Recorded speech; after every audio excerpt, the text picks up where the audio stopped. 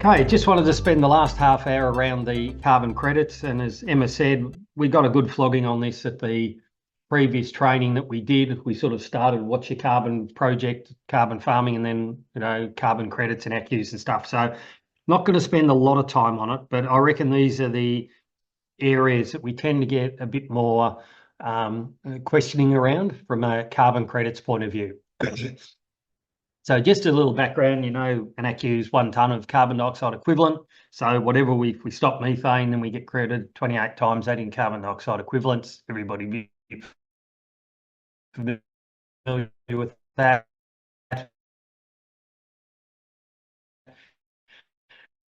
Sequestration, particularly, but they come with obligations.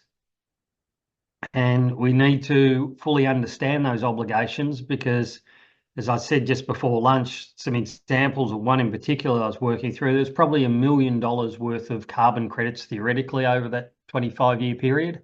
If everything went according to plan from a soils point of view, the farmers or the investors still didn't go ahead with it because of other reasons. So there are other obligations with that crediting that you need to be aware of. But for a lot of people, they're saying, I don't want to actually make money out of carbon. I just want to be able to use the carbon I may store on my farm for my own use. So there's that tension between, is it selling and having obligations on the farm, or is it to retain yourself? And the other one, which I've put up because it's become really prominent in the last 12 months, people may not have been following this, and I've actually put this as one of the articles in your pack of notes, is others buying ag land. I made mention of the Gina Reinhardt one because that's close to our area that I work in, but it's happening everywhere, particularly with the big companies. And they're doing 2 things. One is that they're buying land, and secondly, they are buying into some of the carbon service providers, so that instead of buying land and then, in a sense, subcontracting out the creation of ACCUs that then they would buy back and having the cost associated with that, they're trying to do a lot of this now in-house, where they can go through the process and generate their own credits without having to go through a third party. And they're just buying the expertise that's been created in some of these carbon farming companies that are out there, private companies that are out there. So there's a bit of that happening, and I imagine there'll be a bit more in that as well, in this what we call the offset game of buying and creating your own credits. And so that article is there. It's an Age article only from about a month ago. As we know, it's managed by the Clean Energy Regulator. There has been a bit of noise over the last 6 months or so about the function and the role of the Clean Energy Regulator, particularly where some of the sequestration credits that have been issued have come under fire. And I suspect over time that we'll see the Clean Energy Regulator broken up into different components, because at the moment the regulator has a number of roles. It does that calculation of our national greenhouse gas account, so that purpley looking document that you've got of what were our emissions each year. It's responsible for doing that. It's also responsible for operating the ACCU scheme, and so issuing ACCUs and doing all of that sort of stuff. It also maintains the register of those ACCUs, because each ACCU has got a unique number associated with it, so it can be tracked of who actually owns that and when were they issued, and if they've been sold, who they've been sold to, and so on. It's a bit like a share register, so they run the same sort of thing. And they also operate the Australian Carbon Exchange, where ACCUs can be traded as well. So this is where you get this spot price of what ACCUs are up to. So they actually have a finger in a number of different pies, and some people are arguing that some of those could be producing conflicts as far as running all of those different arms or elements. So it's likely the Clean Energy Regulator may be, some of those functions may appear in some other agency at some other stage on the way through. But there is a carbon exchange, so you can actually get the spot price of ACCUs being traded on the market. Should be remembered that when this first started, the Australian government, when they created these ACCUs, the Australian government was the only buyer of those ACCUs, so there was no secondary market. It was only the Australian government that could buy it, and they used to have what was called a reverse auction twice a year. And people who had generated ACCUs carbon credits could sell them to the government. They were the only people they could sell them to if they wanted to, and it was at a lease cost. So you would say, I want $15 for these credits, and someone else might say, I'm happy to sell my credits for $12. The government had a pot of money, and they would keep buying until that pot of money ran out, and they were buying ACCUs at the lease cost. And that operated up until about the end of 2021, early 2022, when then they invited the private market to be part of that as well. And that's where we got this private trading scheme. But it certainly didn't start off that way. And the Australian government still runs their reverse auctions, but they're much smaller and with much less fanfare than they are now. I think if we think about the Australian government side of things and the Australian government creating credits, it's often referred to as the compliance market. And so the ACCUs and the ACCU eligibility is in what we call a compliance market. And that really just means that it's a government instituted, government run, government sort of regulated type market. And those markets, so if we're creating ACCUs, they have a number of requirements to meet those if you want to meet the compliance market and create an ACCU. And I've tried to summarise these because while there's some commonality in all the ACCUs, different methods that you can use to generate ACCUs have different requirements. So I've just tried to summarise these. I mentioned yesterday that I have a checklist sometimes if I'm going through the carbon, any independent carbon projects that are being offered, and this is really my checklist. Some of the features that are in here, which I'll mention. First one, if you want to be eligible for an ACCU, you have to register the project before it commences. So you can't start, for example, you couldn't plant a tree today, register a project tomorrow and want to claim ACCUs on those trees. It has to be in the reverse order. They have to be registered before you can actually go about undertaking the actions. There is a little bit of flexibility in there now about how much scoping you can do in a project to check its viability or its feasibility before you register a project, where before they were pretty strict on that. If you started doing some preliminary investigations of soil tests and stuff, you got pinged for that because they said, no, you've already started your project. They're a bit more lenient on it now. Has to pass though the newness or additionality test. And simply what this means is that it has to be in addition to what you are already doing or already have done. So it can't just be more of the same and saying, I want to get credits for more of the same. So it's got to be new or it's got to be additional. As part of this, and it's quite often not emphasised, is that you need to baseline your current emissions anyway. In any crediting scheme, they have a provision in there which is called leakage or avoidance of leakage. And what that means is that you can't be credited if your emissions have also increased. Your amount of credits will be lessened because of that, because you have to cover your increase in emission over that registration period. So for argument's sake, if there was a project you were doing and you got 100 credits in sequestration, but your emissions over the period that those 100 credits were created, you increased your baseline emissions, say from 1,000 tonnes to 1,050, you've increased your emissions by 50 tonnes. In simple terms, 50 tonnes would come off the 100 tonnes of credits you got. So you would only get 50 tonnes crediting in simple terms, and there's lots of other discounts and shit that goes on after that. But in simple terms, that's what it means. So when I say to people, even if we're thinking about doing a carbon project, you still have to do a baseline.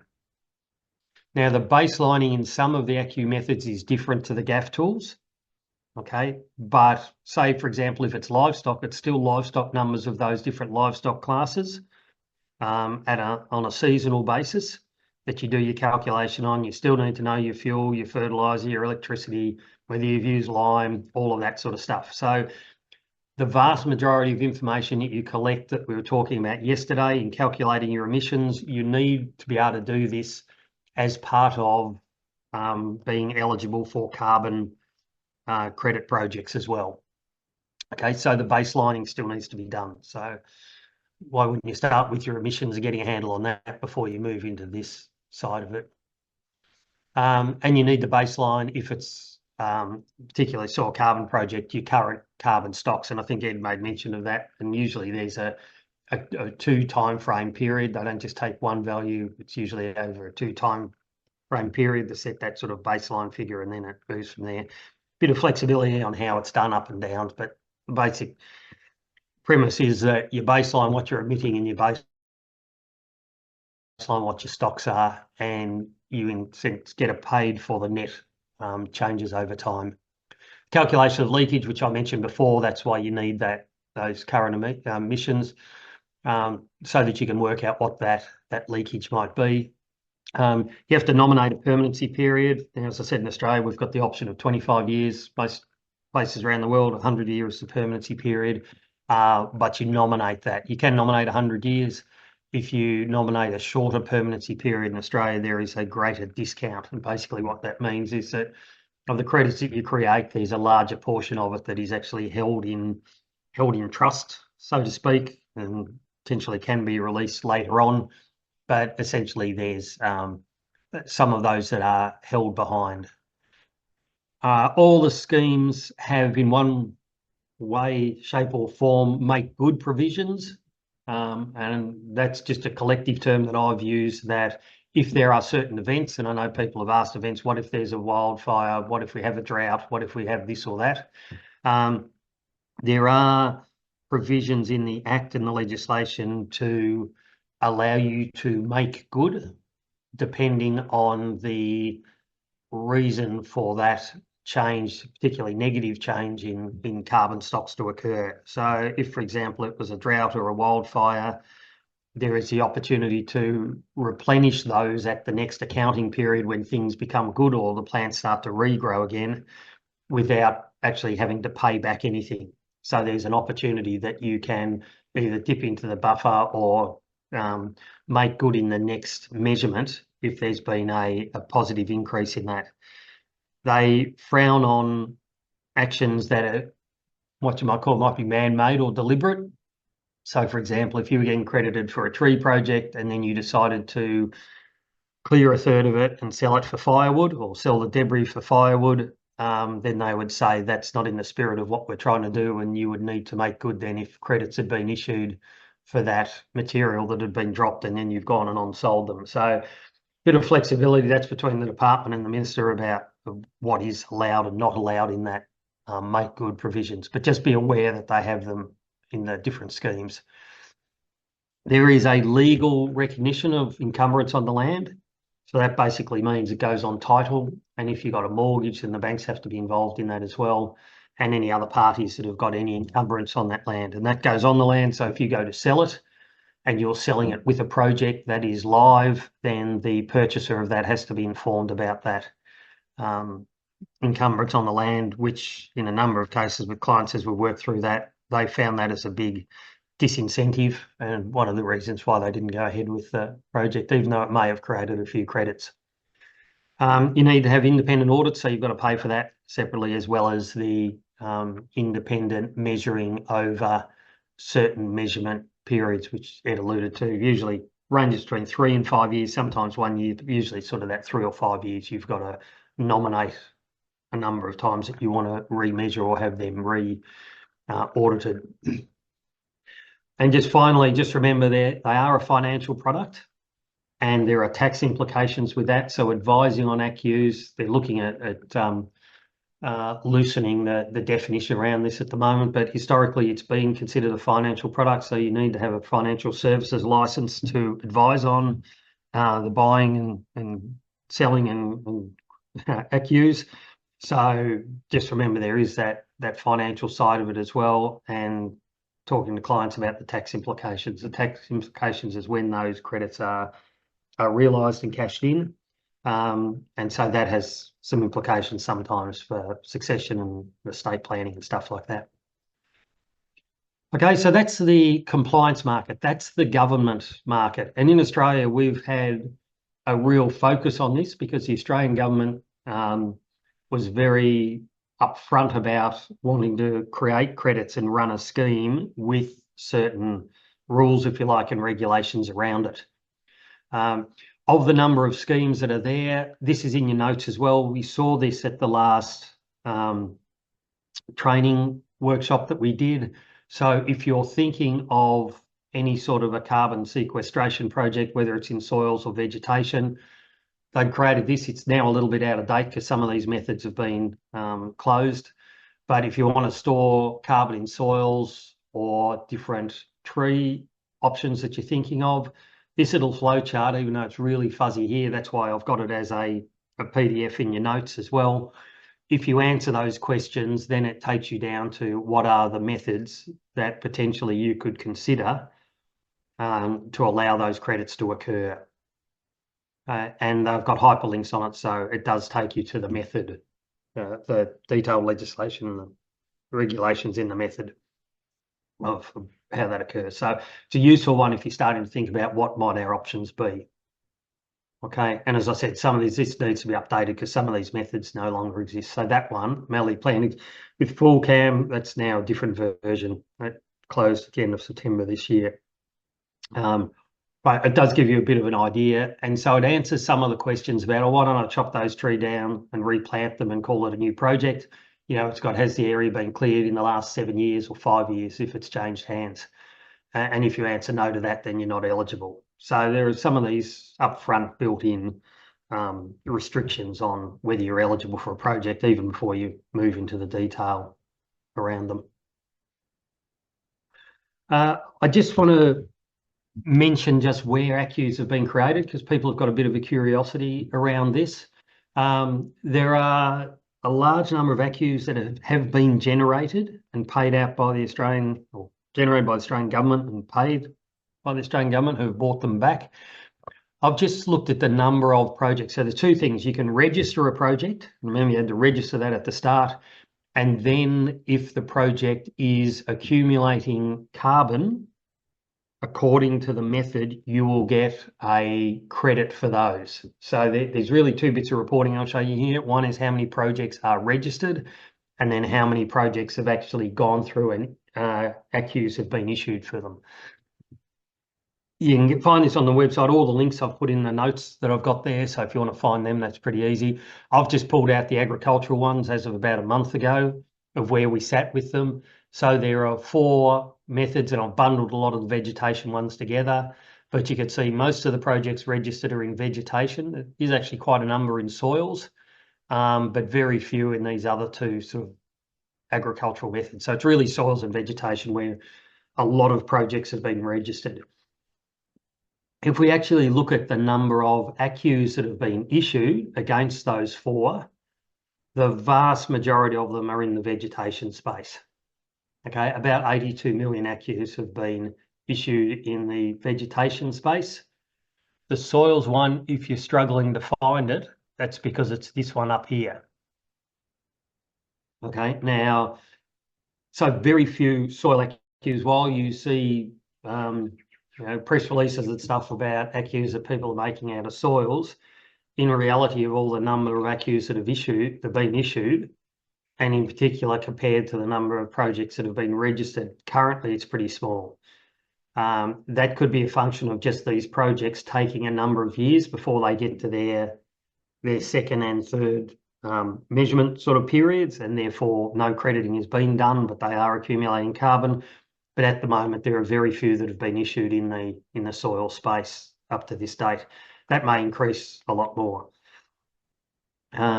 The other thing, if we just look at the vegetation one, which is the vast majority of them, and where there's been a fair bit of noise in the last 12 or 18 months or so, is that most of those ACCUs that have been issued have been in 2 areas. One called human-induced regrowth or human-induced regeneration, or the HIR method, it's been called, very popular up in Northern Australia. And the second one is the avoiding clearing or deforestation ones. So this one here, if you agree to not chop your trees down and you had license to chop those trees down, you get a credit for them. And so when if you can remember the graph yesterday that had the bars below the x-axis of tree forestation or credits that we're getting from the vegetation sector, they're coming from these types of credits as one source of them. Okay, And the second one is human-induced regrowth. Now, the human-induced regrowth is largely driven by computer modelling and allowing areas that are earmarked to regrow naturally, or for actions that you take to allow that regeneration to occur, to encourage that regeneration to occur on that land. So that will be things like destocking and stuff like that that allows those things to occur. There's been a lot of noise around this, as I said, on two fronts. One is that the guys that originally designed the program and the FullCAM model that it relies on to make those estimates have overestimated how much has grown back. So they're getting paid substantially on the modelling side of it, even though physically what has grown back doesn't match what the model is suggesting. But because of the method, they're getting paid on the model calculations.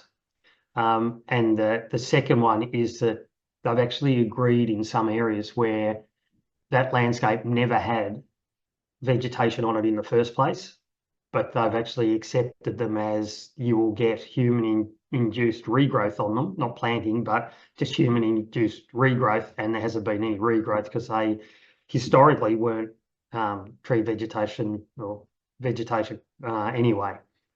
So there's a bit of argy-bargy going on at the moment between those two. There was a review done by Ian Chubb, and he said that while some of these methods need a bit of a tidy up, essentially the ACCU type scheme is pretty sound as far as that goes. But some of the methods are a bit dodgy, and they happen to be the methods where virtually all of the credits in the ag sector have been generated from at this point in time.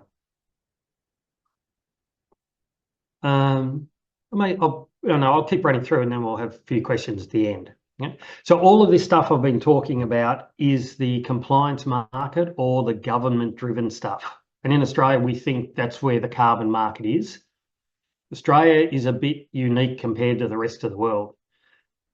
Australia has a very strong government intervention in this and a government issuing of carbon credits, which has largely excluded the private sector from creating credits.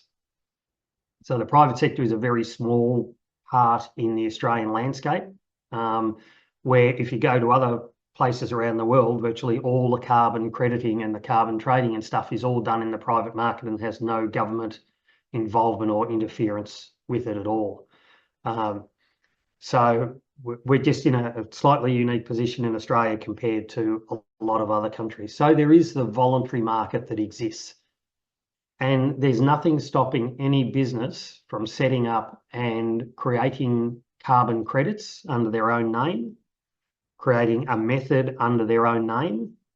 And if they can find a willing creator of those credits and they can find a willing buyer of those credits in the private market, there is nothing to stop that transaction occurring. Okay? The Science-Based Targets initiative is designed to increase the credibility around that. So as you could probably imagine with that simple description of the voluntary market, we have everything from quite credible credits that are being created to absolute junk. Okay, and the junk exists in Australia. I did a job about 2 years ago, and the bloke warned me before I went up there. This is in northeast Victoria, of a bloke that was selling carbon credits. He was selling 1 year of credit on the overseas market, traded out of Singapore, for the carbon you already had stored in your soil. Okay, and they were finding willing buyers of those credits, so they created the credit based on the carbon that you had there. But to be eligible for the scheme, you had to pay, I think it was $6,000 a farm to sign up. And there is nothing stopping that occurring. Okay, in the US, just in the last week or so, there have been a couple of companies that are being sued at the moment because credits that they said they created didn't exist. So they're being prosecuted around that for false sale. So there's a huge range in the voluntary market. We're not exposed to a lot of that in Australia, as I said, because of the strength of the ACCU market. And so most of our carbon providers that are registered in the the Carbon Market Institute, are dealing in ACCUs. So if you like, they have the safeguards that were back around here. So the credits around the world, the ACCU scheme is considered a very high standard one because of the requirements that are inbuilt into those as far as the credibility of those credits. In the voluntary market, this one here, you in fact have no safeguards apart from, as I said, what is coming in now, which is the Science-Based Targets initiative to try and clean that up. There are hundreds of players in this market. These are the biggest two, a group called Verra, or the Verified Carbon Standard, and Gold Standard. So one's a US one, one's a European one.